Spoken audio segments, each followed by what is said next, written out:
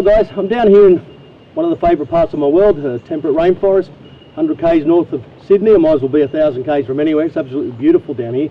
Down here for a couple of things today, but the first thing I want to talk about is I've brought my bamboo crab trap down here, which I made myself because I'm after some gymnostacus to finish off the edge here and tie the lid on.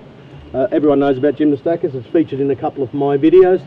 Now I've got this brilliant design for a crab pot from Mitch in the US, and his YouTube channel is called Native Survival. I recommend viewing this particular one because he didn't use bamboo, he just used sticks and stuff that he found in the forest.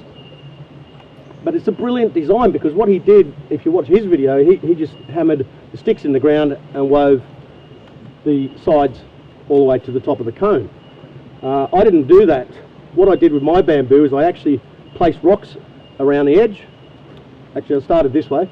Rocks around the edge, rocks in the middle, held the bamboo in place up to about there, and I started on this half first, then I finished that half. And the rocks just held the sticks in place. And this is the lid here. Again, just woven. It's basically just basic basketry. It's quite simple. But the brilliant thing with this is there's no cordage involved really to make the majority of it. You know, obviously you need a little bit of cordage to tie the top on. And what happens here with the bottom, I call it the top, it's actually the bottom. You just tie one edge on and it opens up, obviously, so you can get the crabs out. They come in here into the bait at the bottom. Such a simple design, really, really brilliant. Really impressed with this. Thanks, Mitch. Also, while I'm down here, I'm going to put myself to a bit of a challenge because it's permanently wet down here, constantly. Doesn't matter what time of year. Firelighting is really, really difficult. Now, on a lot of our courses, we get people who, yeah, they've practiced a little bit of firelighting, maybe with some matches, ciggy lighters. They don't really know how to use a ferro rod, and they don't understand tinder, kindling, and fuel. Those three things. They're trying to light their sticks with a ferro rod. You know, we have to explain battening, find materials such as what I term igniters, which is seed pods. And I noticed on the way down here, there's something up there I'm going to show you. So have a look at this. And then we'll come back and we'll finish our firelighting. This is what we're after, isopogon seeds. Our common name is drumsticks, and you can see these tiny little white fluffy bits just coming out this time of year. These will make a great igniter.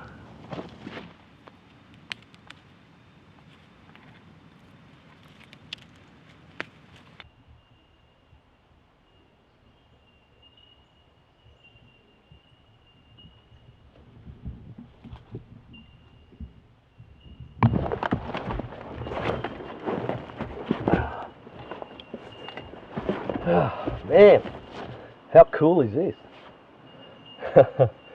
This is an absolutely awesome shelter. I love it. Man, this is the sort of thing you want to find when you're caught out. It's a downed rainforest tree, come down in a recent storm, and there's enough room in here for 2 or 3 people, easy. You spend 20 minutes putting some palm fronds over the top, just here at the front, scoop some more of this sand out. Man, this is one of the best natural shelters I've come across down here in the rainforest. Love it. Think I'll stay.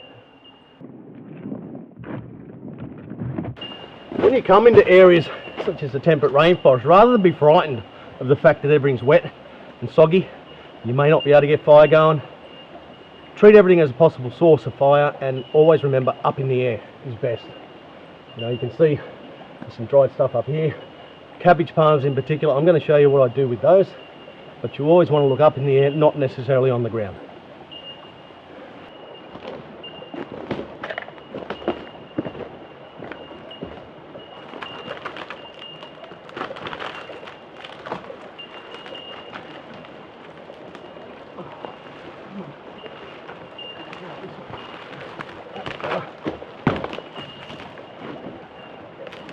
What we're after. Beautiful. All this inner pith. There we go, here's some here. See these stringy piths? This is what we're after for firelighting. Absolutely gorgeous stuff. Look at that. It's as thin as human hair.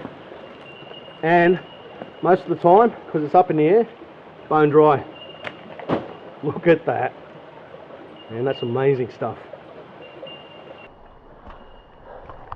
I want to head up the ridge to get a little bit more drier fibre from the cabbage palm, because what I'm noticing, I've got a little bit of dry stuff here from that one we just chopped down.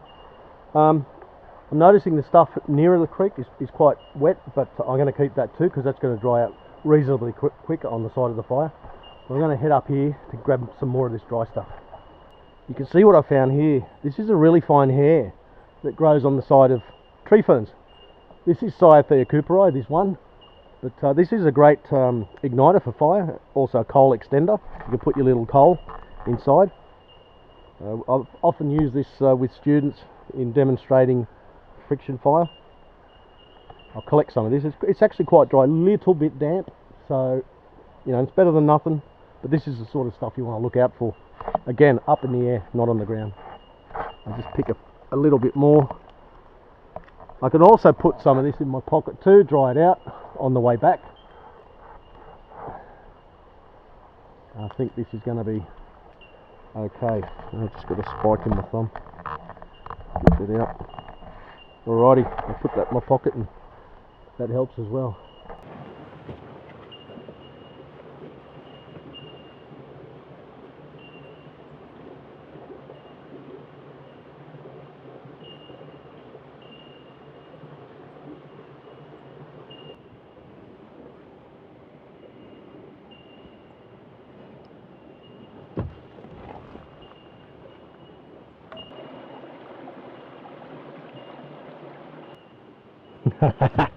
Look at that.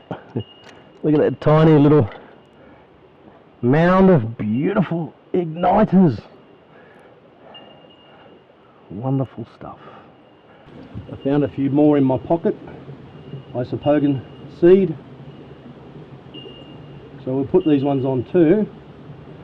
Now, next I'm going to put the cabbage palm fine hair, split it apart.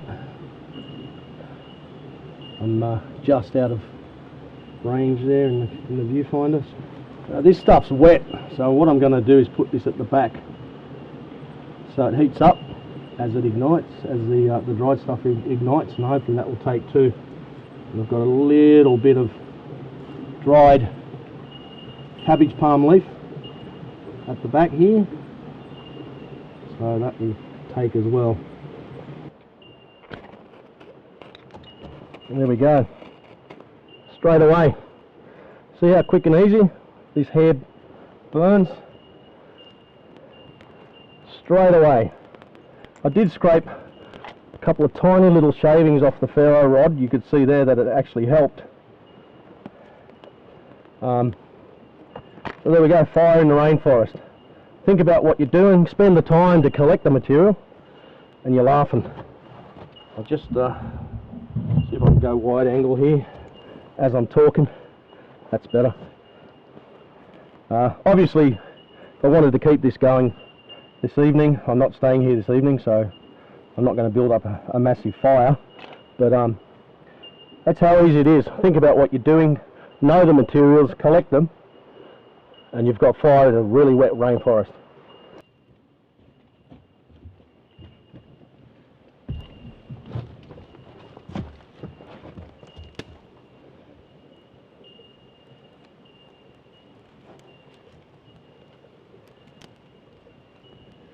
Pointless putting big stuff on your fire straight up, absolutely pointless.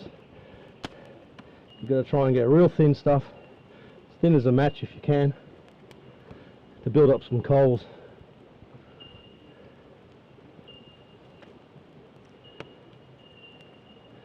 And remember, the heat goes up, so just make a teepee. If you've got any big ones that are wet, just stick them at the back, or even put them upright like that, the back here, and they'll dry out, and then you can put them on later. If we wanted to, we could also batten some timber to get the real dry stuff.